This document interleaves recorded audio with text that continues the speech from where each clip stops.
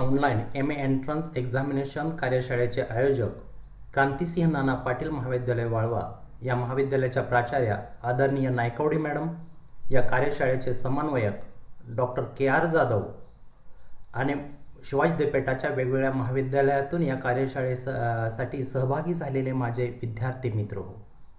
या कार्यशाळेसाठी मला आयोजकांनी 2 विषयावरती चर्चा करण्याची संधी दिलेली आहे.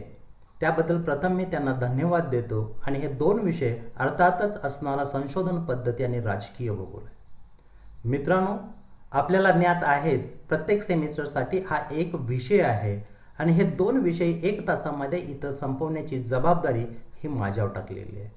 त्यामुळं या विषयातील प्रत्येक घटकाकडे आपल्याला सखोलपणे जाणं शक्य होणार नाही आहे, परंतु या असणाऱ्या विषयातील ज्या प्रमुख संकल्पना ज्या आहेत या संकल्पना निश्चितपणे आपल्यासोबत मी इथं चर्चा करणार आहे. मित्रांनो, हे बघत असताना जो पहिला विषय माझा जो आहे तो असणारा संशोधन पद्धती. संशोधन पद्धतीमध्ये या विषयामध्ये एकूण 4 घटक आहेत. त्यातला पहिला घटक आहे संशोधन पद्धतीची ओळख, दुसरा असणारा संशोधनाचा आराखडा, तिसरा सामग्री संकलन व विश्लेषण आणि चौथा घटक जो आहे तो संशोधन अहवाल लेखन. या 4ही असणाऱ्या घटकामध्ये यातले महत्त्वाचे काही असणारे जे उपघटक आहेत हे आपल्याला थोड्याफार फरकानं जरा सखोलपणे विचारात घ्यावयाचे. जर पहिला घटक बघितला तर त्यामधला असणारा संशोधन आणि संशोधनाचे प्रकार हा असणारा महत्त्वाचा भाग आहे. दुसरा घटक जर आपण घेतला तर संशोधनाचा आराखड्यामध्ये संशोधनाचा आराखडा आणि संशोधन आराखड्याची जी वैशिष्ट्ये आहेत हे महत्त्वाचा भाग त्यामध्ये सांगता येतो.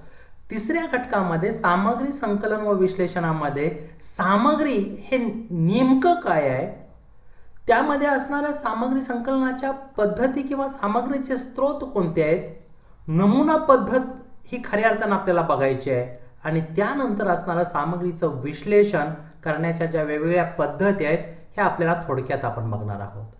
आणि चौथ्या घटकामध्ये मूलभूत जो भाग आहे तो अहवालाची रूपरेषा जी आहे ही रूपरेषा आपल्याला समजणं खूप महत्त्वाचं आहे.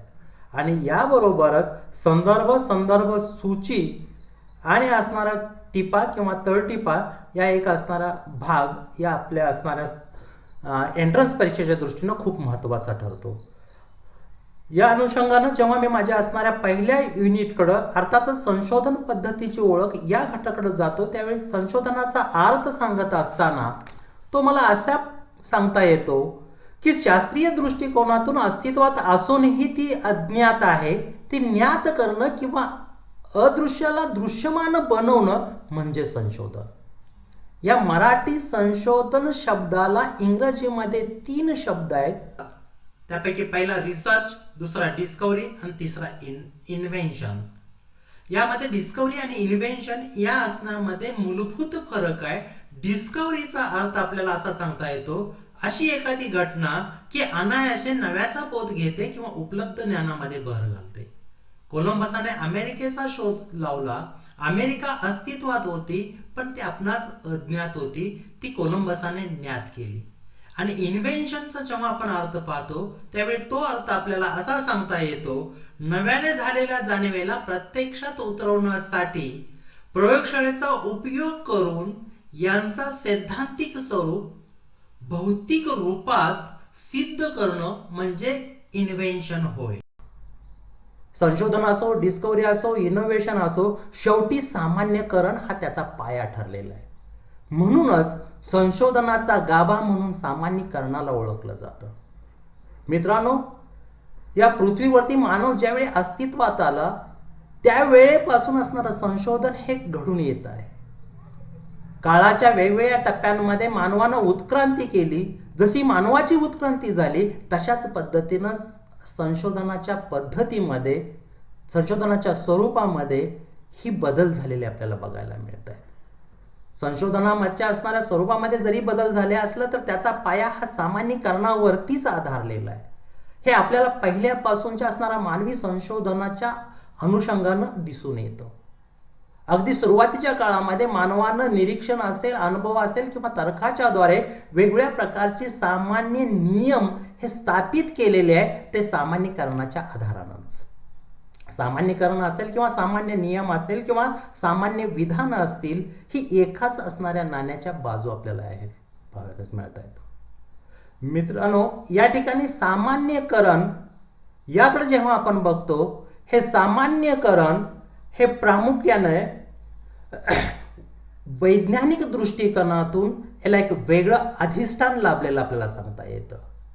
आणि याच गोष्टीच्या आधारे तर्क असतील किंवा असणारा अनुभव असेल, याद्वारे असणारं सामान्यीकरण करणं हे सोपं जातं. मी आता जसं बोललो की तार्किक आणि निरीक्षण ह्या दोन गोष्टी संशोधनामध्ये महत्त्वाच्या ठरत आहेत. तार्किकचा जेव्हा मी विचार करतो त्यावेळी तार्किकचे दोन उपप्रकार पडत आहेत. त्यामधला असणारा सामान्यकरण आणि दुसरा असणारा विशिष्टीकरण. या सामान्यकरणाला आपण काय म्हणतो, सामान्य विधान असं म्हणतो आणि विशिष्ट असणाऱ्याला विशिष्ट विधान असं म्हणतो. यामधलं असणारं सामान्य हे सर्वांना लागू पडणारं असतं, तर विशिष्ट हे विशिष्ट वर्गाला विशिष्ट घटकालाच लागू पडणारं असतं. आणि याच विशिष्टाचे परत असणारे दोन प्रकार आपल्याला बघायला मिळत आहेत.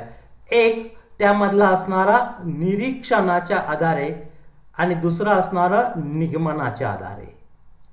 तर निरीक्षणाच्या द्वारे जी विधानं केली जात आहेत ती सर्रास लागू पडतायत किंवा सर्वांना लागू पडतायत असं नाही. पण निगमनाच्या द्वारे जी विधानं आपण मांडतो ही विधानं सर्वांना लागू पडत असलेली आपल्याला बघायला मिळत आहेत. यामधनच असणारा नैसर्गिक शास्त्रातले असतील, गणित असेल किंवा तर्कशास्त्र असेल, यामधली जी विधानं जी आहेत ती निगमनाच्या अधिष्ठानावरती आधारलेले आहेत. ते त्रिकालबाधित सत्य आहेत, सक्तीचे आहेत. मात्र असणाऱ्या इतर शास्त्रांमध्ये ते नैसर्गिक शास्त्र असोत किंवा सामाजिक शास्त्र असोत, यामध्ये असणारे जे निगमनाच्या दृष्टीने असणारे जे विधान आहेत ती फारशी केली जात नाही आहेत. ते निरीक्षणाच्या आधारे, तार्किकच्या आधारे, सांख्यिकीचा असणारं प्रक्रिया करून योग्य ते गणित सूत्रांचा वापर करून त्यामधले असणारा विधानं ही स्थापित केलेली जातात. पण ही सगळी विधानं सामान्यीकरणाच्याच असणाऱ्या पैलूवरती आधारलेली आहेत. मग अशा ह्या संशोधनाचा खरा अर्थ जेव्हा आपण बघतो त्यावेळी तो आपल्याला असा सांगता येतो की एखाद्या ज्ञानशाखेमध्ये नव्यानं तथ्य आणि तत्व मांडणं किंवा हीच तथ्य आणि तत्व जुन्या सिद्धांतांच्या बाबतीत किंवा असणाऱ्या प्रतिमानांच्या बाबतीत तपासून नव्यानं मांडणं, यासाठी जाणीवपूर्वक नेटाने केलेला प्रयत्न आणि अभ्यास म्हणजे संशोधन होय. अशा संशोधनाच्या अनेक व्याख्या हे आपल्याला सांगता येतील, परंतु ह्या व्याख्यावरती जास्त वेळ न घालवता मी माझ्या असणाऱ्या पुढच्या मुद्द्याकडे जातोय. जसं आता म्हटलं की असणाऱ्या वेगवेगळ्या प्रकारचे असणारे शास्त्र जे आहे ते नैसर्गिक शास्त्र आहे, सामाजिक शास्त्र आहेत. यांचं असणारं स्वरूप वेगळं आहे, अभ्यास करण्याची पद्धत वेगळी आहे, उद्देश वेगळे आहेत. या सगळ्यांचा एकूणच परिणाम हा संशोधनाच्या प्रकारांवरती झालेला आहे. आणि यामधनंच आपण संशोधनाचं वर्गीकरण करतो किंवा संशोधनाचे प्रकार करतो. इथं आपल्यासाठी मी संशोधनाचे मुख्य असणारे 4 प्रकार मांडण्याचा प्रयत्न करणार आहे. त्यातला जो पहिला प्रकार जो आहे तो प्रयोजनानुसार संशोधन, दुसरा जो प्रकार आहे तो हेतू असणारा संशोधन, तिसरा जो प्रकार आहे तथ्याच्या वैशिष्ट्यानुसार संशोधन आणि चौथा जो प्रकार आहे इतर संशोधनाचा प्रकार. त्यामध्ये जवळ 4-5 प्रकार मी समाविष्ट केलेले आहेत. प्रयोजनानुसार जे संशोधन आहे हे संशोधन आपण 2 प्रकारात पुढे विभागलेलं दिसतं. त्यामधला असणारा पहिला भाग जो आहे तो वर्णनात्मक संशोधन. वर्णनात्मक संशोधनामध्ये सांख्यिकीचा वापर केला जातो, सांख्यिकीवरती योग्य ती प्रक्रिया केली जाते, अंतिम गोष्टी त्यामधनं साध्य केल्या जातात आणि त्या वर्णनाच्या स्वरूपामध्ये मांडल्या जातात, म्हणून याला वर्णनात्मक संशोधन असं म्हटलं जातं. तर याच असणारा प्रयोजनात्मक संशोधनाचा जो दुसरा प्रकार जो आहे तो अन्वेषणात्मक संशोधन. अन्वेषणात्मक संशोधनामध्ये नेमकी समस्या किंवा नेमका प्रश्न घेतला जातो आणि त्या प्रश्नाच्या अनुषंगानं असणारं सांख्यिकीचं संकलन केलं जातं, योग्य प्रक्रिया केली जाते, योग्य पद्धतीनं त्यामधनं असणारा प्रमेय असतील किंवा असणारे सिद्धांत मांडले जातात. आणि हे करत असताना या अन्वेषणात्मक संशोधनाचं सर्वात महत्त्वाचं वैशिष्ट्य यामध्ये संशोधन आराखड्याचा वापर केला जातो. ज्या आराखड्याच्या द्वारे संशोधनाबाबतीत आपल्याला ठोक टाळे मांडणं शक्य होतं. याची उत्तम उदाहरणं जर बघायची असतील तर या संशोधनामध्ये केस स्टडीज अँड पायलट स्टडीज सारख्या असणाऱ्या संशोधनाचा समावेश होतो. हेतूनुसार संशोधन बघत असताना त्यामधला पहिला जो उपप्रकार जो आहे ते मूलभूत संशोधन. समाजाला उपयोगी पडणारं संशोधन असल्यामुळे याला मूलभूत संशोधन असं म्हटलेलं आहे. समाजाच्या समस्या कोणत्या आहेत ह्या हेरून त्या अनुषंगानं जे संशोधन चालतं त्याला मूलभूत संशोधन असं म्हटलं जातं.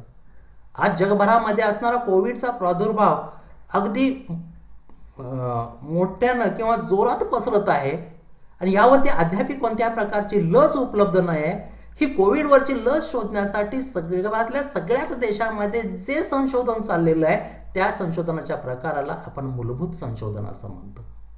याच हेतूनुसार संशोधनाचा जो पुढचा प्रकार आहे ज्याला आपण उपयोजित संशोधन असं म्हणतो, तर उपयोजित संशोधन म्हणजे कोणतं?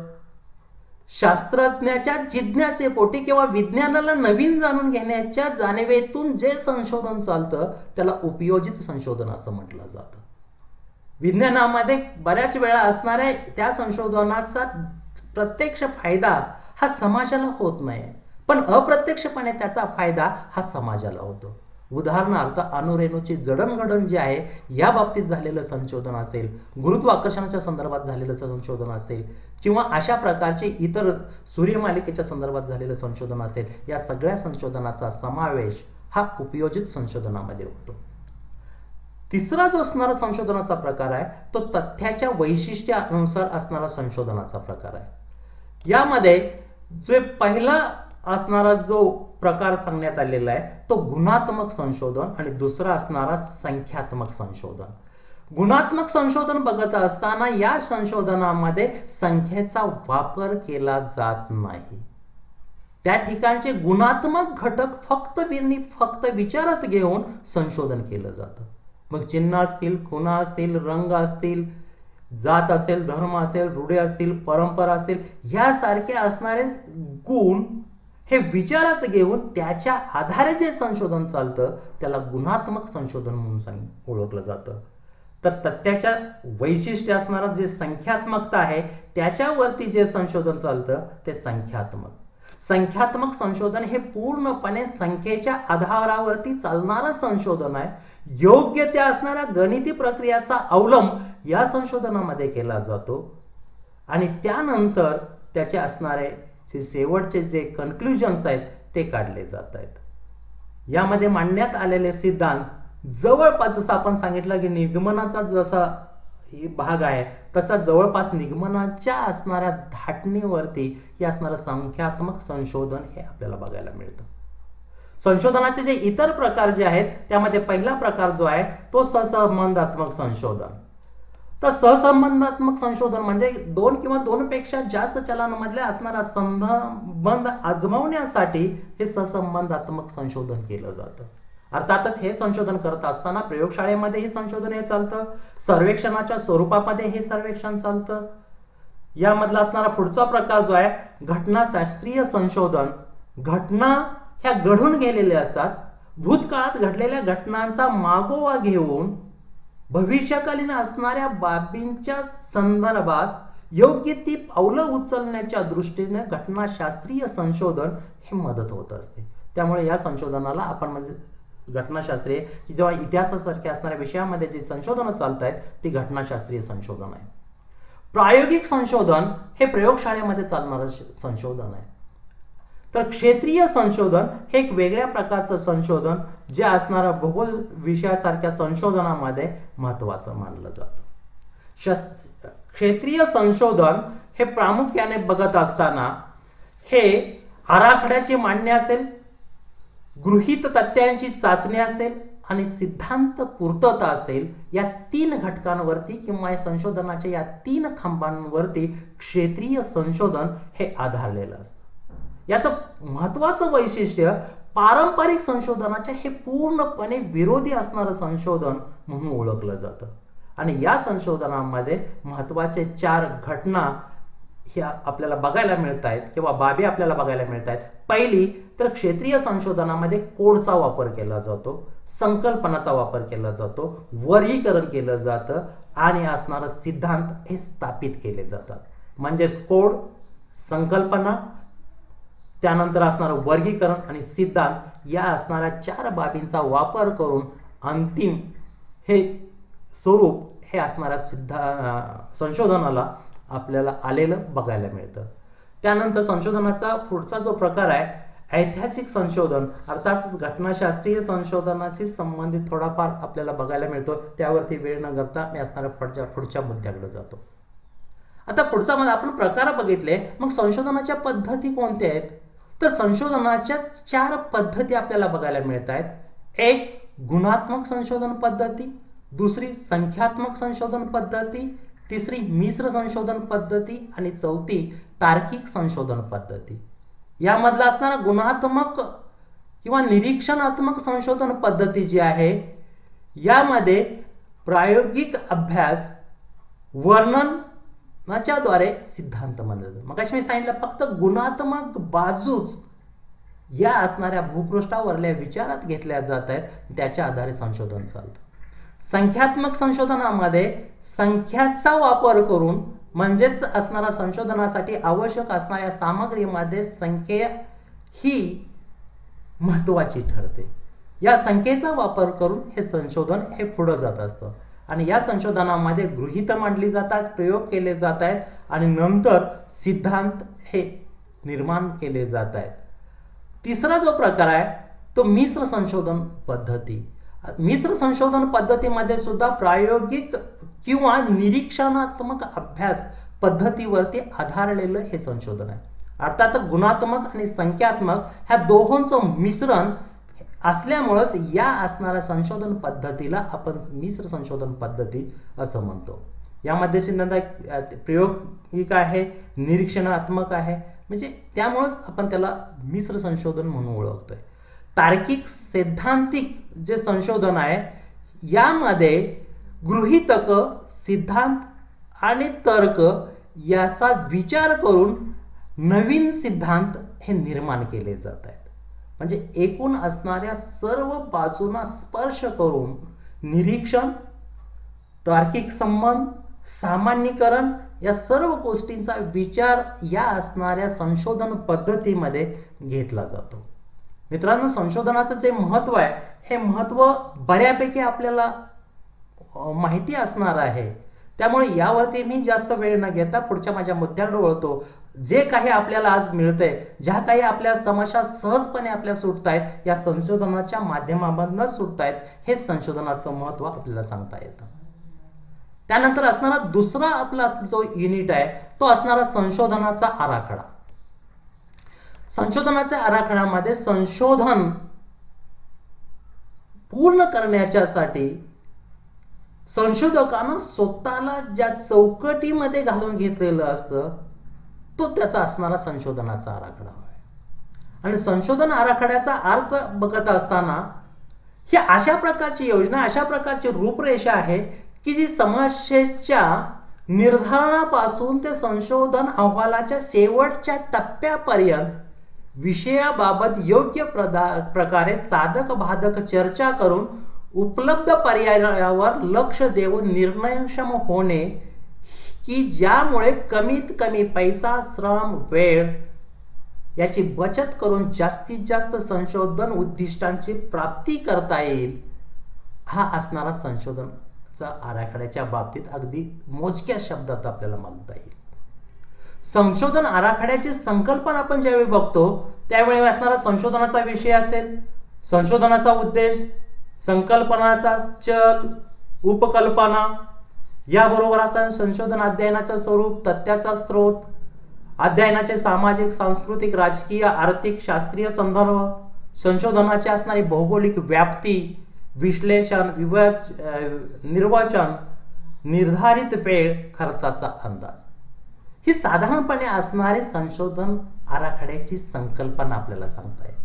पण ज्यावेळी आपण असणारा भूगोलशास्त्राचा विचार करतो त्यावेळी त्यामधला असणारा संशोधन आराखडा जर आपण बघितला तर तो संशोधन आराखडा अशा धाटणीत किंवा अशा चौकटीत बसवला जातो की यामध्ये पहिल्यांदा असणाऱ्या संशोधन समस्येची निवड, ज्या प्रदेशासाठी संशोधन समस्या तुम्ही निवडलेलं आहे ते तुमचं अभ्यास क्षेत्र, त्यानंतर असणारे संशोधनाची उद्दिष्टानंतर आपल्याला संशोधनासाठी आवश्यक असणारे जी सामग्री, जी तथ्य आहेत, ही तथ्य संकलनाची असणारी उपलब्ध होण्याचे स्रोत, त्यानंतर उपलब्ध झालेल्या तथ्यांवरती ज्या प्रक्रिया तुम्ही करणार आहे की ज्याला आपण अभ्यास पद्धती म्हणतो, त्या अभ्यास पद्धतीनंतर संकलित झालेल्या आकडेवारीवरती योग्य ती गणिती रूपांतर किंवा प्रक्रिया केल्यानंतर, त्याचं विश्लेषण झाल्यानंतर एक साचेबंदपणे मांडण्याची जी पद्धत आहे ज्याला आपण डिस्कशन असं म्हणतो, ते डिस्कशन दरम्यानच असणाऱ्या संशोधनामध्ये तुमच्या संशोधनासंबंधित या अगोदर झालेलं संशोधनाचा आढावा की ज्याला आपण रिव्ह्यू ऑफ लिटरेचर असं म्हणतो, ते त्यानंतर असणाऱ्या संशोधनामधले तुमचे असणारे चॅप्टर्स कोणते आहेत आणि ते किती आहेत त्याची असणारी मांडणी, ज्याला आपण चॅप्टर आउटलाईन असं म्हणतो. जे संशोधन चालणार आहे, संशोधनाचा कालावधी आपल्याला द्यावा लागतो आणि शेवटी या असणाऱ्या कालावधीनंतर जे संदर्भ तुम्ही विचारात घेतलेले आहेत ते संदर्भ हे आपल्याला द्यावे लागतात आणि त्यानंतर अहवालाचं सादरीकरण हे आपल्याला करता येतं. आता संशोधन आराखड्याचे प्रकार बघितले तर 2 प्रकार आपल्याला सांगता येत आहेत. अध्ययनाच्या उद्देशावर आधारित असणारा संशोधनाचा आराखडा आणि दुसरं अध्ययनाच्या दृष्टिकोनावर आधारित असणारा संशोधनाचा आराखडा. त्यामध्ये असणाऱ्या अध्ययनाच्या उद्देशाच्या आधारावर असणारा जो आराखडा आहे, यामध्ये अन्वेषणात्मक किंवा परिचयात्मक संशोधनाचा आराखडा, वर्णनात्मक संशोधनाचा आराखडा, निदानात्मक संशोधनाचा आराखडा आणि प्रयोगात्मक संशोधनाचा आराखडा यांचा समावेश आपल्याला झालेला बघायला मिळतो. अर्थातच संशोधनाच्या प्रकारामध्ये या संशोधनाच्या बाबतीत असणारे अर्थ किंवा त्याबाबतची असणारी माहिती आपण बघितलेली आहे, त्यामुळे इथं थोडाफार अंदाज आपल्याला असा येईल आराखड्यामध्ये हे कशा पद्धतीनं बसवायचं. अध्ययनाच्या दृष्टिकोनाच्या आधारित जेव्हा आपण संशोधन आराखडा बघतो त्यामध्ये असणारा सर्वेक्षणात्मक संशोधनाचा आराखडा, क्षेत्रीय अध्ययनाच्या संबंधी असणारा संशोधनाचा आराखडा, प्रयोगासंबंधी असणारा संशोधनाचा आराखडा, ऐतिहासिक संशोधन आराखडा आणि असणारा वैयक्तिक अध्ययनासंबंधी असणारा संशोधनाचा आराखडा, अशा असणाऱ्या आराखड्याचे आपल्याला प्रकार हे सांगता येतात. त्यानंतर संशोधन आराखड्याची वैशिष्ट्य काय आहेत? ही वैशिष्ट्ये साधी, सोपी आणि सरळ आहेत. एक तर संशोधकाला योग्य प्रकारे मार्गदर्शन करण्याचे हे काम करतायत. संशोधन करताना त्यामध्ये निर्माण होणाऱ्या ज्या गुंतागुंतीच्या समस्या आहेत ते सहजपणे सोडवण्याच्या दृष्टीनं संशोधन आराखड्याची मदत ही आपल्याला निश्चितपणे झालेली आढळून येते. संशोधन कार्यापूर्वीची ही निर्मिती आहे, म्हणजे आपल्याला कोणत्या मार्गावरून जात संशोधन करायचं आहे आणि आपल्या असणारे कार्यपूर्ती आपल्याला करायचे आहे ते हे संशोधन आराखड्याच्या द्वारे आपल्याला लक्षात येतं. या असणाऱ्या आराखड्याच्या माध्यमातूनच संशोधकाचा असणारा श्रम असेल, वेळ असेल, पैसा असेल यांची बचत झालेली दिसते. अनेक येणाऱ्या अडचणींची पूर्व कल्पना संशोधन आराखड्यामधून आपल्याला प्राप्त होते. आपल्या उद्दिष्टांची पूर्तता होते किंवा होत नाही हे या आराखड्यामधूनच आपल्याला कळतं आणि संशोधकाला योग्य त्या निर्णयापर्यंत घेऊन जाण्यास संशोधन आराखड्याची अगदी चांगल्या पद्धतीनं मदत होत असते. विषयानुसार त्याचं असणारं बदलतं स्वरूप हेही आपल्याला लक्षात येतं. आता संशोधन आराखड्याचं महत्व काय आहे? ज्यावेळी असणारं संशोधन आराखड्याची आपण वैशिष्ट्ये बघितली त्यामध्येच बऱ्यापैकी असणारं संशोधनाचं महत्व हे आपल्याला लक्षात येतं. त्यामुळे या घटकांवरती जास्त विचार न करता मी पुढे जातोय. आपलं तिसरं युनिट जे आहे सामग्री संकलन आणि विश्लेषण. जसं मी अगोदर सांगितलं की सामग्री संकलन आणि विश्लेषण ह्या 2 वेगवेगळ्या प्रकारच्या असणाऱ्या बाबी आहेत आणि ह्या आपल्या दृष्टीनं खूप महत्त्वाच्या आहेत. अनेक वेळा असणारा सामग्री आणि विश्लेषणाचा बऱ्यापैकी तुमच्यामध्ये तितकीशी जाणीव नाही आहे. आतापर्यंत असणारे एन्व्हायरमेंटचे प्रोजेक्ट तुम्ही केलेले असतील किंवा या वर्षी असणाऱ्या फायनल इयरला प्रोजेक्ट केलेले असतील, यामध्ये विश्लेषणाचा अंतर्भाव आपण किती केला हे आपल्या लक्षात येईल. इथं सामग्री म्हणजे काय, तर संशोधन कार्य पुढे नेण्यासाठी किंवा संशोधन कार्याच्या अंतिमतेला पोहोचण्यासाठी आवश्यक असणारे माहितीची उपलब्धता किंवा तथ्य याला सामग्री असं म्हटलं जातं. सामग्रीचे प्रमुख 2 प्रकार आहेत, एक प्राथमिक सामग्री आणि दुसरं द्वितीय सामग्री. प्राथमिक सामग्री कोणती, संशोधकांना स्वतः जी सामग्री निर्माण केलेली आहे, माहिती निर्माण केलेली आहे, सांख्यिकी निर्माण केलेली आहे, त्याला प्राथमिक सामग्री असं म्हटलं जातं. संशोधक मुलाखतीच्या द्वारे असेल, क्षेत्रीय अभ्यासाच्या द्वारे असेल, अनुसूची असतील, प्रश्नावली असतील, या माध्यमामधून जी माहिती निर्माण करतो ती माहिती ही प्राथमिक असणाऱ्या सामग्रीची किंवा प्राथमिक स्तोत्रा अंतर्गत येते. सामग्रीचा जो दुसरा प्रकार जो आहे द्वितीय सामग्री किंवा द्वितीय सामग्रीचा स्रोत, हा दुसऱ्यानं निर्माण केलेली माहिती संशोधक आपल्या संशोधनामध्ये जेव्हा वापरतो तेव्हा त्या माहितीच्या किंवा सामग्रीच्या प्रकाराला द्वितीय सामग्री म्हणून ओळखलं जातं. याची उदाहरणं जर बघायची तर वेगवेगळ्या प्रकारचे संदर्भ ग्रंथ आहेत. आज इंटरनेटवरनं मुबलक प्रमाणावरती असणाऱ्या वेगवेगळ्या विषयाचं साहित्य उपलब्ध आहे. याबरोबरच असणाऱ्या वेगवेगळ्या संस्थांचे अहवाल आहेत, न्यूजपेपर आहेत.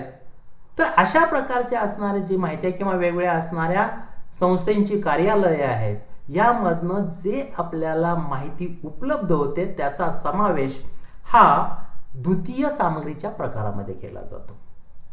मग असणारा पुढचा भाग असा येतो की सामग्रिक संकलनाच्या पद्धती कोणत्या आहेत. तसं मी आता सांगितले, प्राथमिक असतील, दुय्यम स्रोत असतील, तर ह्या सामग्री संकलनाच्या पद्धती आहेत. मी मुलाखतीच्या द्वारे माहिती संकलित करतोय का एखाद्या असणाऱ्या ऑफिसमधून संबंधित घटकाबाबतची असणारी माहिती गोळा करतोय, हे यावरती असणारं सामग्रीचं पद्धत ही अवलंबून असते. मित्रांनो, खऱ्या अर्थाने तुम्हाला जे जाणून घ्यायचं आहे ते नमुना पद्धत. बऱ्यापैकी आपण नमुना पद्धतीच्या बाबतीत अनभिज्ञ आहात. नमुना म्हणजे काय, तर एखाद्या विस्तृत प्रदेशाच्या संदर्भातून तुम्हाला जेव्हा संशोधन करावं लागतं, तिथून असणारा माहिती किंवा सामग्री तुम्हाला संकलित करायची असते, त्यावेळी संपूर्ण प्रदेशात फिरणं शक्य नसतं. त्या असणाऱ्या प्रदेशाचं प्रतिनिधित्व करणाऱ्या घटकांना निवडून त्यांच्या मार्फत सामग्री किंवा तथ्यांची उपलब्धता करावयाची असते, त्याला आपण नमुना असं म्हणतो. संपूर्ण असणाऱ्या घटकांचा समावेश न करता त्यातल्या निवडक घटकांना स्वीकारून किंवा निवडून जेव्हा माहिती आपण सादर करतो किंवा मिळवतो त्या पद्धतीला आपण नमुना असं म्हणतो. आता नमुन्याचे प्रकार जेव्हा आपण बघतो त्यावेळी नमुन्याचे असणारे बरेच असणारे वेगवेगळे प्रकार हे आपल्याला सांगता येत आहे. यामध्ये नमुन्याचे असणारे प्रमुख 2 प्रकार आहेत, एक संभाव्य नमुना आणि दुसरा असंभाव्य नमुना. यामधला संभाव्य नमुना जेव्हा बघतो त्यामध्ये परत त्याचे असणारे उपप्रकार पडलेले आहेत. एक तर साधा यादृच्छिक नमुना, तर साधा त्याला रॅन्डम सॅम्पलिंग मेथड असं म्हटलं जातं. सहजपणे तुमच्या असणाऱ्या प्रदेशामधनं तुम्हाला योग्य त्या नमुन्यांची निवड करणं. यामध्ये परत प्रकार पडतायत, नंबराच्या द्वारे केले जातं, लॉटरीच्या द्वारे असणारा साधा नमुना निवडला जातो.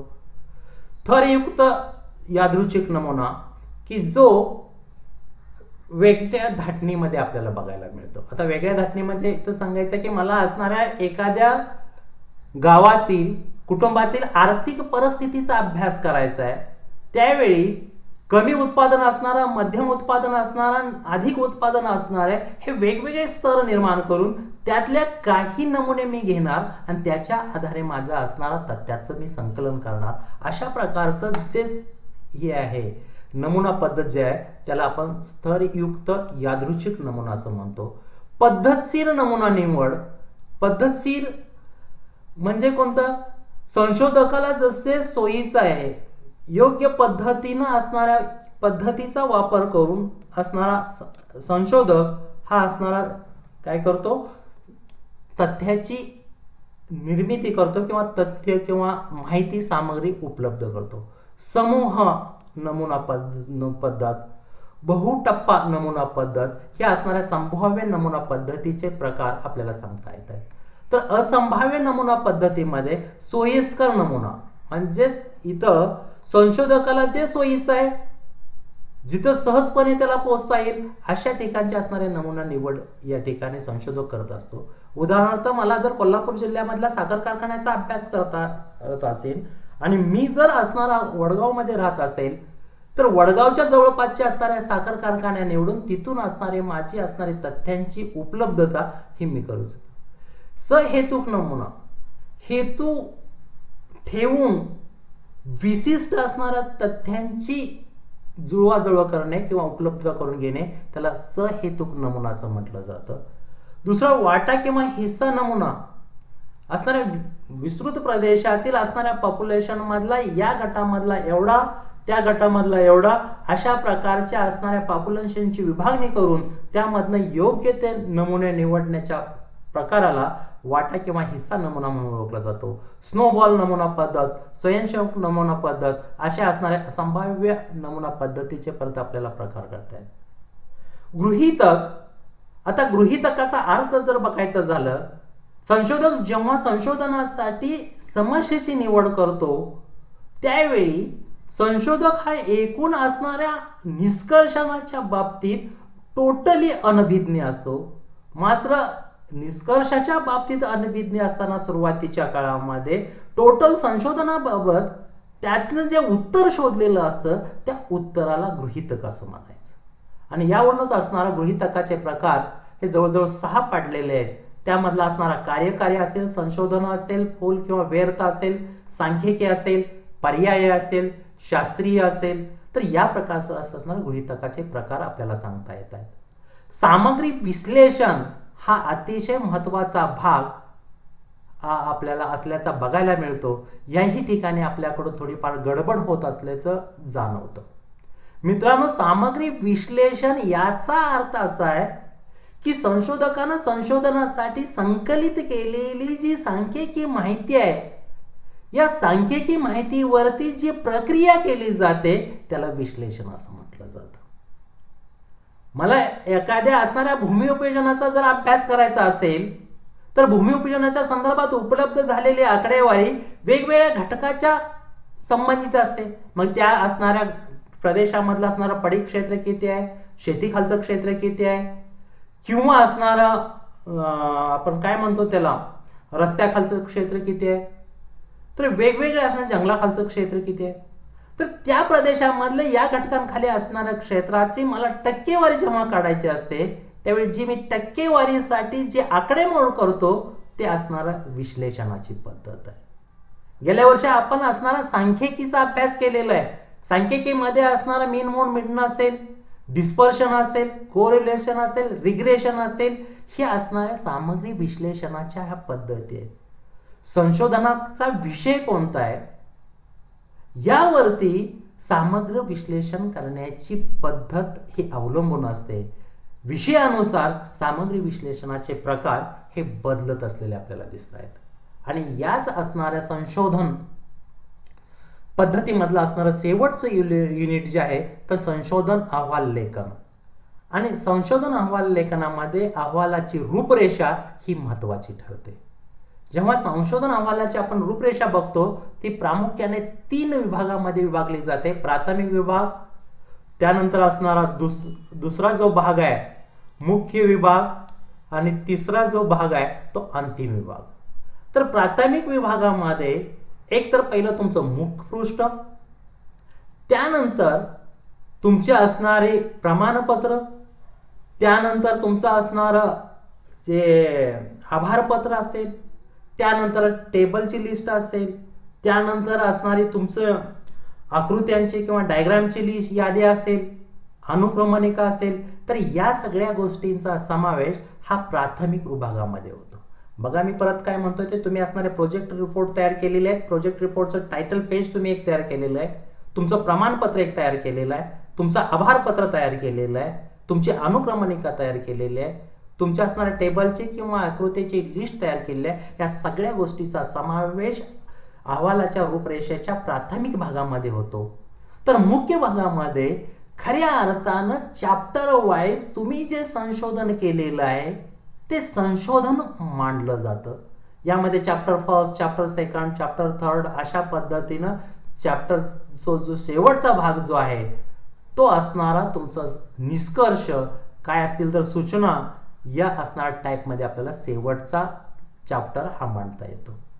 आणि असणारा याच अहवाल लेखनाचा असणारा किंवा रूपरेषेमधला जो शेवटचा टप्पा जो आहे ज्याला आपण काय म्हणतो तर अंतिम विभाग असं म्हटलं जातं. तर या अंतिम विभागामध्ये संदर्भ सूची, दुसरा भाग यामध्ये असणारा पुढे जर आपण बघितलं तर आपले अपेंडिक्स असतील, आपले प्रश्नावली असेल, अनुसूची असतील, फोटो प्लेट असेल किंवा एखाद्या काय म्हणतो आपण ॲब्रिव्हेशन्स वगैरे दिलेली लिस्ट असेल तर या सगळ्या गोष्टींचा समावेश हा अंतिम विभागामध्ये होतो. आता हे बघत असताना मी तर संदर्भ सूची हा शब्द वापरला. आता संदर्भ सूची असताना संशोधनामध्ये दोन शब्द येत आहेत या अनुषंगानं. एक पहिला संदर्भ आणि दुसरा असणारा संदर्भ सूची. संदर्भ हे चॅप्टर मध्ये येत आहेत तर संदर्भ सूची ही संशोधनाच्या असणाऱ्या रूपरेषेच्या शेवटच्या टप्प्यामध्ये येते.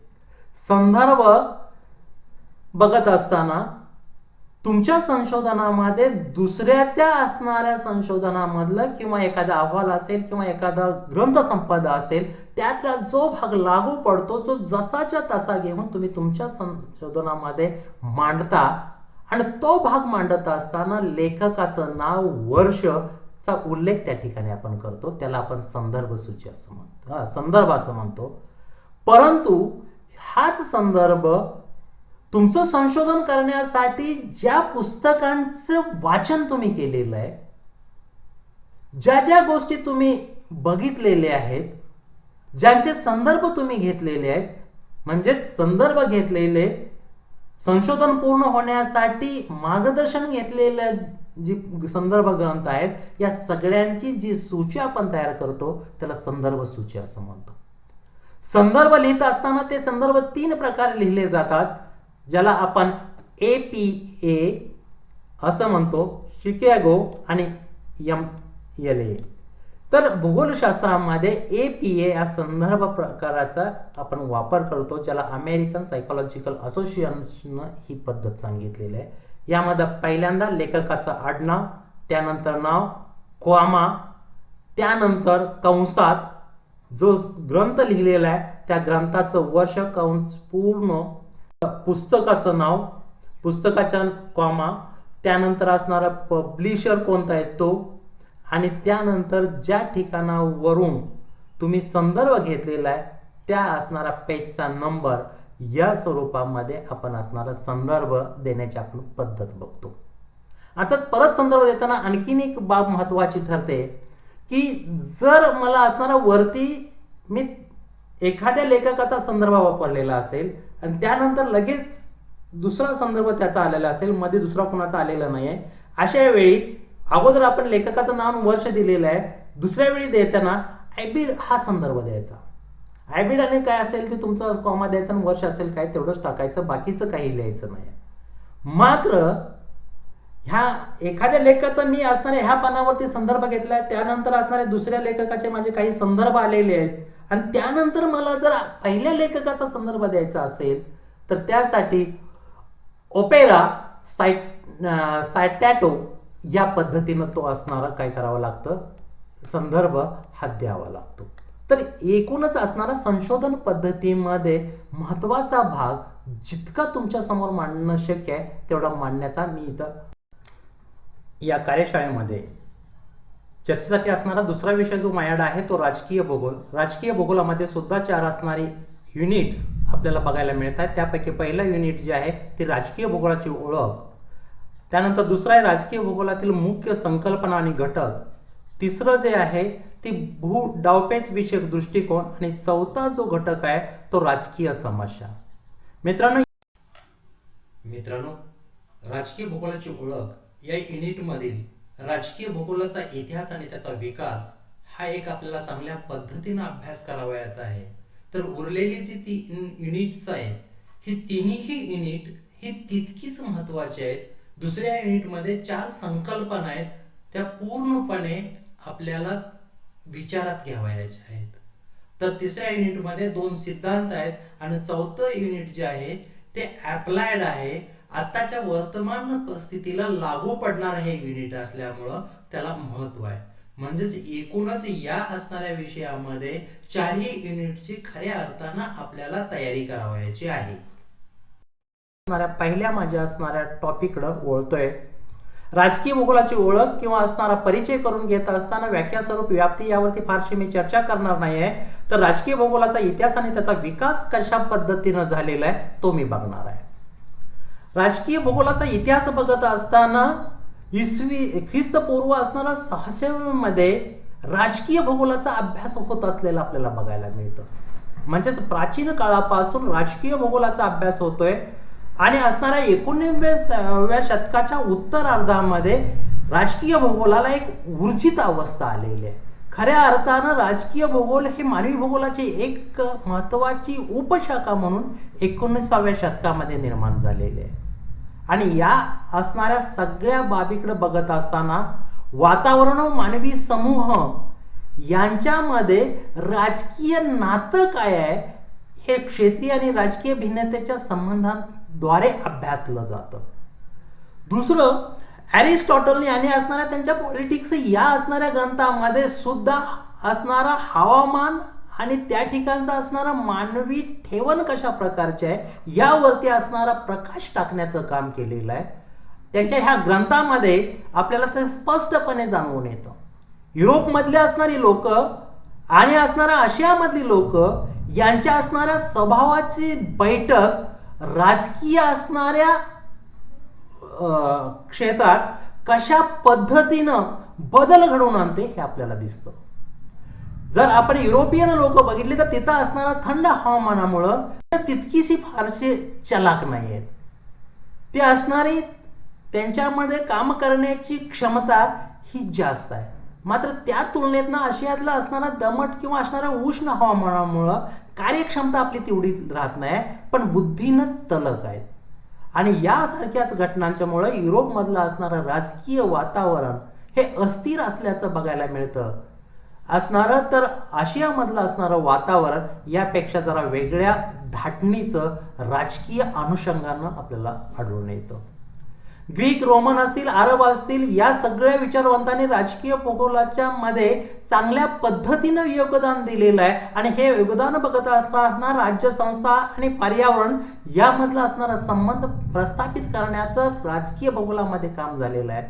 राष्ट्रीय शक्ती आणि राज्य संस्थेचा क्षेत्रीय अभ्यास हा असणाऱ्या घटकाचा समावेशही ह्या तिन्ही म्हणजेच ग्रीक, रोमन आणि अरब असणाऱ्या विचारवंतांच्या असणाऱ्या लिखाणामध्ये आपल्याला झालेला दिसून येतो.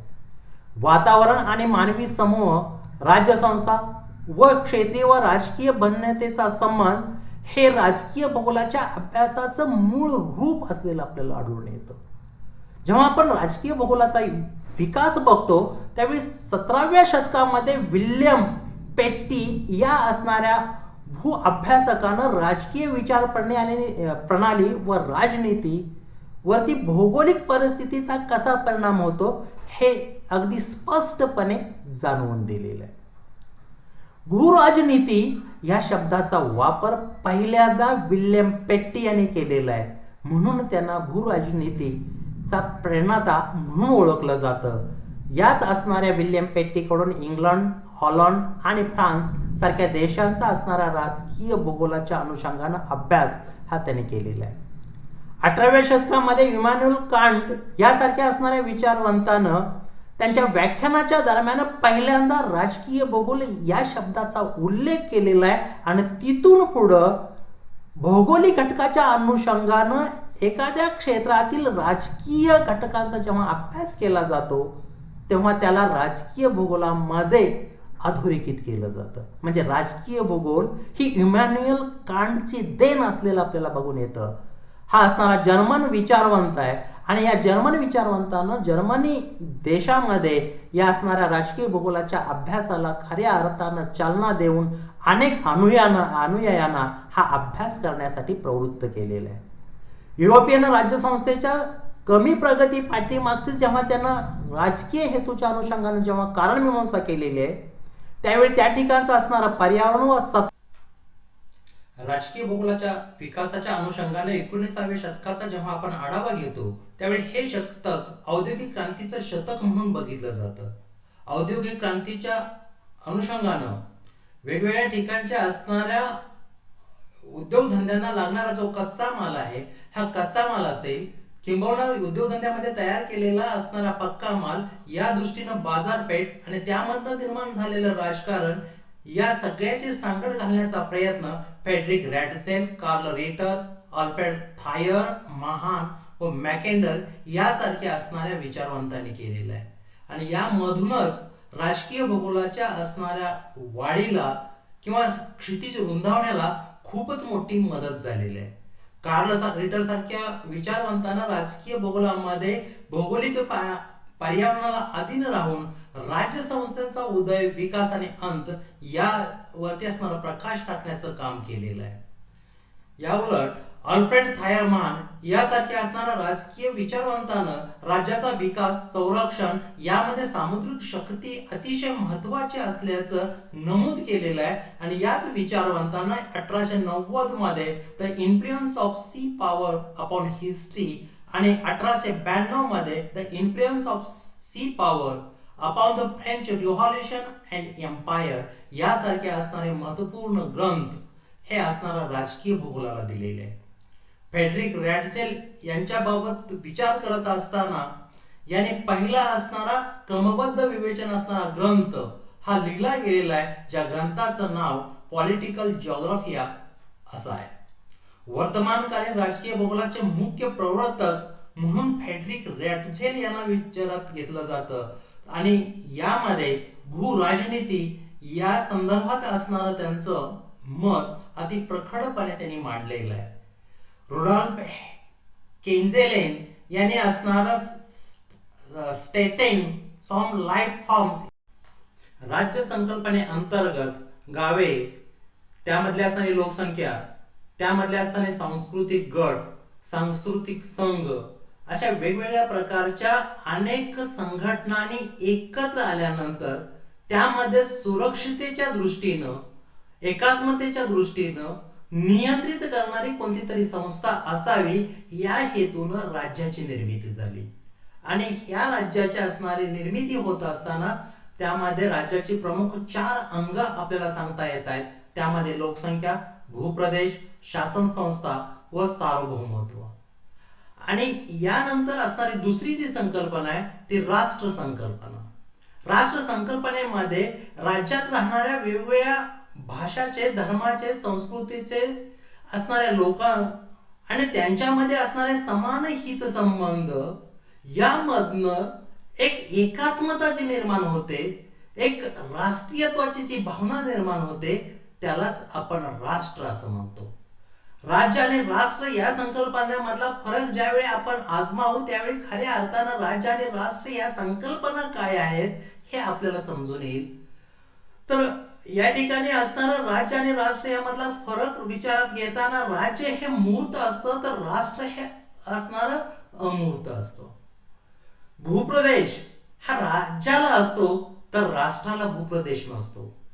राज्यामध्ये राजकीय संघटना असते मात्र राष्ट्रामध्ये राजकीय संघटना नसते, मात्र त्या ठिकाणी ऐक्याची भावना असते.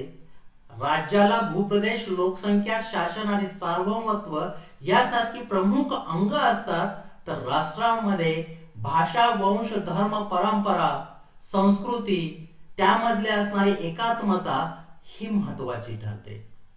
राज्याकडे बघत असणारा शासन आणि सार्वभौमत्व आवश्यक आहे, तशा पद्धतीनं राष्ट्रासाठी शासन आणि सार्वभौमत्व आवश्यकच आहे असं नाही आहे. मात्र राष्ट्रीयत्वाची भावना ही त्या लोकांच्या मध्ये असणं क्रमप्राप्त ठरतं.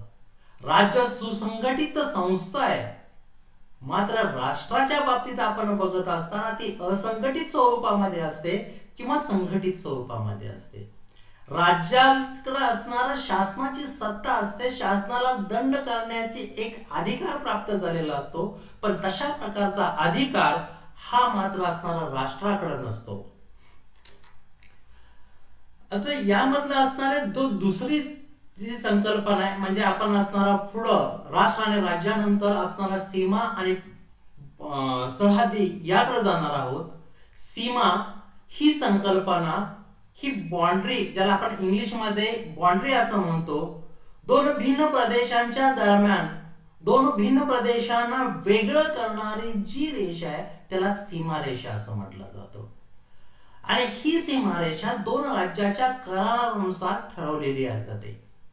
आणि अशा असणाऱ्या सीमांचे प्रामुख्याने 3 प्रकार पडत आहेत. त्यामध्ये आकृतीमूलक सीमा, उत्पत्तीमूलक सीमा आणि संमिश्र किंवा मिश्रित सीमा असं म्हटलं जातं. अर्थातच असणाऱ्या पहिल्या 2 आकृतीमूलक आणि उत्पत्तीमूलक सीमाचे परत उपप्रकार पडत आहेत. आकृतीमूलक सीमामध्ये नैसर्गिक सीमा, ज्या सीमा 2 राज्यांमध्ये जलाशयाच्या अनुषंगाने असतील, पर्वत, वन, वाळवंट, त्यानंतर असणारे दलदलीचे प्रदेश किंवा नद्या यासारख्या घटकांमुळे 2 प्रदेश हे भिन्न केले जातात, एकमेकापासून वेगळे केले जातात. सांस्कृतिक सीमा, वेगवेगळे असणारे सांस्कृतिक समूह यांच्यापासून राज्याची निर्मिती झालेली असते. आणि अशा असणाऱ्या 2 राज्यांना सांस्कृतिक या घटकाला अधीन राहून ही स्वतंत्रता, वेगळेपणा निर्माण झालेला असतो, त्या रेषेला सांस्कृतिक सीमा असं म्हणायचं. आणि भूमितीय सीमाकडे बघत असताना अक्षवृत्त आणि रेखावृत्त याला अनुसरून असणारी प्रदेशाची विभागणी ही होत असते. म्हणून ज्या अक्षवृत्ताने आणि रेखावृत्ताने हे असणाऱ्या सीमा निर्माण केलेल्या आहेत त्या सीमांना भूमितीय सीमा असं म्हणायचं. उत्पत्तीमूलक सीमा बघत असताना पूर्वनिर्धारित सीमा हा त्याचा असणारा पहिला प्रकार आहे. पूर्वनिर्धारित सीमा याचा अर्थ एखाद्या असणाऱ्या प्रदेशामध्ये सांस्कृतिक गटाकडून अगोदरच सीमा ह्या निश्चित केलेल्या जातात आणि त्यानंतर त्या प्रदेशामध्ये असणारा एक आकार हा निश्चित होतो. अनुवर्तित किंवा पूर्ववर्तित सीमा म्हणजेच भविष्याचा वेध घेऊन सीमांची मांडणी अगोदरच केलेली असल्यामुळं या ठिकाणी पूर्ववर्ती सीमा असं म्हटलेलं आहे. पूर्वरोपित सीमा, अनुगामी सीमा, अवशिष्ट सीमा अशाच असणाऱ्या थोड्याफार फरकानं यामध्ये वेगळेपणा दिसतो. तो वेगळेपणा मात्र तुम्ही समजून घ्या, वेळेचं बंधन असल्यामुळे थोडं मी फास्ट घेतोय. संमिश्र किंवा मिश्र सीमा, जिथं असणारा उत्पत्तीमूलक आणि आकृतीमूलक सीमा यांच्या मेळ किंवा यांच्या एकत्रीकरणामधून प्रदेशाच्या सीमा जेव्हा ठरतायत तेव्हा संमिश्र सीमा किंवा मिश्र सीमा यानं ओळखलं जातं. सीमा प्रदेश किंवा सीमांत प्रदेश किंवा सरहद्दी हा जो भाग जो आहे, 2 राज्याच्या दरम्यान असणारी जी सीमा आहे, या सीमेच्या लागून असलेला भूप्रदेशाचा जो एक पट्टा आहे, हा पट्टा सीमांत प्रदेश म्हणून ओळखला जातो. आणि या सीमांत प्रदेशामध्ये लोकसंख्येचं जास्त वास्तव्य नसतं.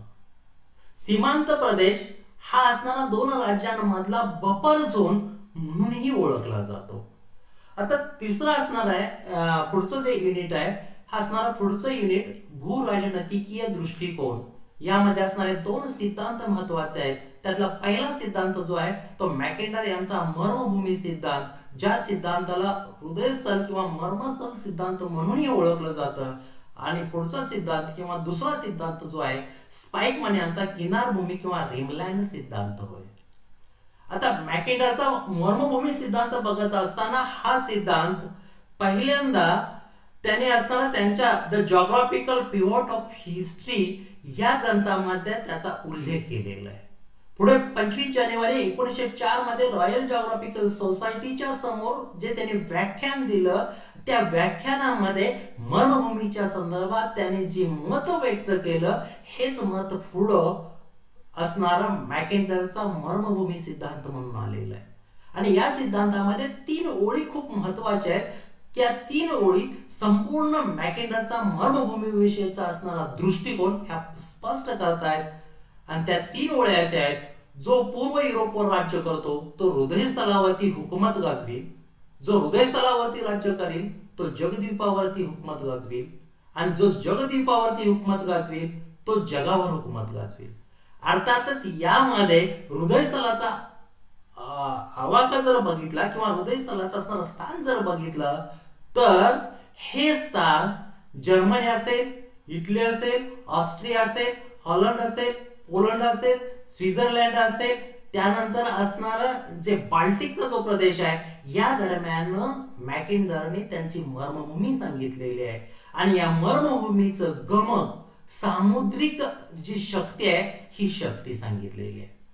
अशाच पद्धतीनं पुढे त्याच्या असणाऱ्या ज्या टीका आहेत त्या एक काळजीपूर्वक तुम्ही बघाव्यात. स्पाइकमनचे यांची असणारी किनारभूमी किंवा रिमलँड सिद्धांत जो आहे ह्या मरुभूमीला लागून जो चंद्राकार जो प्रदेश मॅकिंडरनं सांगितलेला आहे त्याच्या पुढचा जो प्रदेश आहे तोच प्रदेश म्हणजेच किनारभूमी होय. आता यामध्ये बघत असताना इंग्लंड पासून जपान आणि असणारा सायबेरियाच्या पूर्व किनाऱ्यापर्यंतचा जो प्रदेश आहे हा संपूर्ण भूप्रदेश ही सागर किनारपट्टी लाभलेला भूप्रदेश आहे. ज्या ठिकाणची लोकसंख्या जास्त आहे, जिथं साधन संपत्ती मुबलक प्रमाणात आहे, यामधनं जे राजकारण होणार आहे, यामधनं असणाऱ्या युद्धजन्य परिस्थिती निर्माण होणार आहे, त्या अनुषंगानं स्पाइकमननं किनारभूमीची ताकद दर्शवणारा, किनारभूमीची ताकद सिद्ध करणारा हा सिद्धांत रिमलँडच्या स्वरूपात आपल्यामध्ये मांडलेला आहे. ज्या पद्धतीनं मॅकिंडरने 3 ओळी सांगितलेल्या आहेत तशाच असणारा स्पाइकमननं मॅकिंडरच्या सिद्धांतालाच आधीन राहून हा असणारा पुढं हा बाजू किंवा मत हे पुढं घेतलेलं आहे. जो किनारभूमीवर अधिकार गाजवेल तो युरेशियावरती राज्य करेल, जो युरेशियावरती राज्य करेल तो जगाच्या प्रारब्धावर अधिकार गाजवेल. म्हणजे एकूणच दोन्ही मधला असणारा मॅकिंडरचाच असणारा वारसा पुढे चालवत असताना स्पाइकमननं मॅकिंडरच्या सिद्धांतावरती असणाऱ्या कठोर टीका केलेल्या आहेत त्यातल्या उणिवा दूर करून किनारभूमीचा असणारा सिद्धांत त्याने जगासमोर मांडलेला आहे. आता भूराजकीय समस्या म्हणजे असणारा हे आपलं 4थं युनिट आहे. ह्या 4थ्या युनिटमध्ये आपल्याला जलविवाद हे 2 देशांमधले बघायचे आहेत, भारत बांगलादेश आणि असणारा पुढचा जो आहे तो कृष्णा नदीचा जलवाटप विवाद आणि सीमा वादविवादाच्या अनुषंगाने भारत चीन आणि भारत पाकिस्तान यामधले असणारे वाद आपल्याला विचारात यायचे आहेत. मित्रांनो, भारत बांगलादेश मध्ये तिस्ता वाद हा अनेक वर्षापासून गाजत असलेला आपल्याला दिसतो. गेल्या असणाऱ्या ह्या प्रदेशामध्ये एकूण 52 नद्या आहेत आणि 52 नद्यांचं जे पाणी संकलित होतं त्या पाण्यावरती हक्क दाखवण्याच्या दृष्टीनं एका बाजूनं बांगलादेश अधिकार दाखवतं तर दुसऱ्या बाजूनं भारत त्यावरती असणारे अधिकार दाखवतं. 1972 ला सहनदी आयोग यावरती नेमण्यात आला आणि या आयोगानं भारताने किती पाणी वापरावं आणि बांगलादेशाने किती पाणी वापरावं हे सूचित करण्यात आलं, परंतु त्याचाही असणारा फारसा उपयोग झालेला नाहीये. जल वापरामधून परत आणखीन त्यामध्ये वाद निर्माण झाला. त्यानंतर 1996 मध्ये आणखीन एक करार झाला आणि त्या करारानुसार एकूण पाण्याच्या 39% पाणी भारत वापरेल आणि 36% पाणी ह्या बांगलादेश वापरेल अशा पद्धतीचा एक नियम किंवा एक प्रकारचा असणारा दृष्टिकोन दोन्ही देशांनी स्वीकारला. पण पर्यायानं काळाच्या ओघामध्ये पश्चिम बंगालच्या मुख्यमंत्री याने या कराराला असणारी केराची टोपली दाखवली. परत हा वाद आणखीन पुढं वाढत असलेला किंवा तसाच चिघळत पडलेला आपल्याला दिसून येतो. कृष्णा नदीच्या बाबतीतही तशाच पद्धतीने आपल्याला दिसून येतं. कृष्णा नदीच्या बाबतीत कृष्णा वॉटर डिस्ट्रीब्युटर ट्रायब्युनल या नावाचा असणारा एक लवाद यावरती नेमलेला आहे आणि या लवादानं एकूण पाण्याच्या 75% पाण्याचा अवलंब करण्यासाठी सूचित करलेलं आहे आणि यानुसार असणाऱ्या 2060 टीएमसी पाणी 3 राज्यांमध्ये वापरण्यासाठी सांगितलेलं आहे. अर्थातच कृष्णा नदी जलवाटप हा वाद 3 राज्यांमध्ये आहे, त्यापैकी एक महाराष्ट्र, दुसरं कर्नाटक आणि तिसरं आंध्र. तर महाराष्ट्राच्या वाट्याला पहिल्या करारानुसार 560 टीएमसी पाणी येतं, कर्नाटकच्या असणाऱ्या वाट्याला 700 टीएमसी पाणी येतं, तर आंध्र प्रदेशाच्या वाट्याला 800 टीएमसी. म्हणजेच एकूण पाण्याच्या असणाऱ्या 2060 टीएमसी पाणी हे 3 राज्यांच्या वाट्याला आलेलं आहे. परंतु हेही पुढे असणाऱ्या 3 राज्यांना पटलेलं नाही. त्यामधनं नवीन एक करार झाला आणि त्या करारानुसार महाराष्ट्राला 25% पाणी वापरासाठी परवानगी देण्यात आली, तर 50 आणि 45% पाणी वापरासाठी कर्नाटक आणि आंध्र प्रदेशांना अनुक्रमे पाणी वापराचा अधिकार हा देण्यात आला. असं जरी असलं तरी हाही वाद अजून हा पूर्णपणे मिटलेला नाही, तोही वाद अजून चिघळत पडलेल्या स्थितीमध्येच आपल्याला दिसतो. जेव्हा आपण सीमावादाकडे येतो त्यावेळी भारत आणि चीन सीमावाद हा एक अतिशय महत्वाचा आणि जुना असणारा सीमावाद आहे. जवळपास असणारा 1962 पासून हा पुढं चालत आलेला आहे. भारत आणि चीन यांच्या दरम्यान 1150 किलोमीटर लांबीची जी सीमारेषा आहे, ज्या सीमारेषेला आपण मॅकमोहन रेषा म्हणून ओळखतो, आणि या दरम्यान भारत चीन सीमारेषेच्या दरम्यान 1954 ला पंचशील तत्वानुसार असणारा ही सीमारेषा ही निर्माण करण्यात आली. पण गेल्या असणाऱ्या 4-5 वर्षामध्ये बघितलं तर परत असणारा हा वाद नव्यानं आपल्या असणारा भारत आणि चीनच्या नकाशावरती उमटलेला आपल्याला दिसतो. भारत पाकिस्तानच्या दरम्यान अशाच प्रकारचा असणारा वाद दोन ठिकाणी आपल्याला आढळून येतो. एक तर असणारा राजस्थान मधलं कच्छचं रण, आणि दुसरं म्हणजे काश्मीर जिथं मॅकमोहन रेषा या असणाऱ्या दोन देशांच्या दरम्यान आपल्याला आढळून येते. ही असणारा वाद तितकाच महत्वाचा आहे, ज्यावरती दोन्ही देशांची असणारी कठोर भूमिका ही वादाच्या निर्मितीला आणि वाद पुढे चालू ठेवण्यामध्ये कारणीभूत ठरलेली आहे. मित्रांनो, अगदी कमी वेळामध्ये जितकं आपल्याला देणं शक्य आहे तेवढा देण्याचा प्रयत्न केलेला आहे. आपण ते ऐकलं त्याबद्दल धन्यवाद. Thank you very much.